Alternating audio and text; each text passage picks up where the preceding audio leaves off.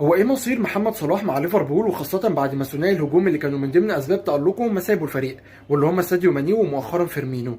التشكيلة الحالية ليفربول مش افضل حاجة، وكانت السبب الرئيسي في انه يودع المنافسة بدري سواء على مستوى البريمير ليج او الشامبيونز ليج.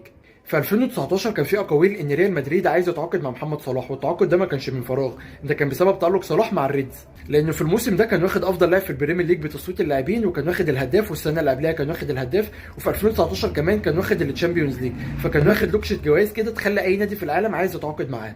لكنه طلع في مقابله وقال انه حاليا مركز مع الريدز، واحنا كجماهير كنا شايفين ان وجوده في ليفربول هيكون افضل لانه منسجم مع الفريق ده، غير ان ليفربول كان اقوى فريق في الوقت ده. محمد صلاح هدفه الاكبر انه ياخد البالون دور علشان يكون اول لاعب عربي ياخد جائزه ذا بيست في التاريخ. وطبعا كلنا عارفين ان محمد صلاح دلوقتي 31 سنه، يعني قدامه بالكتير موسمين وهيبدا مستواه يقل، وده بسبب عامل السن.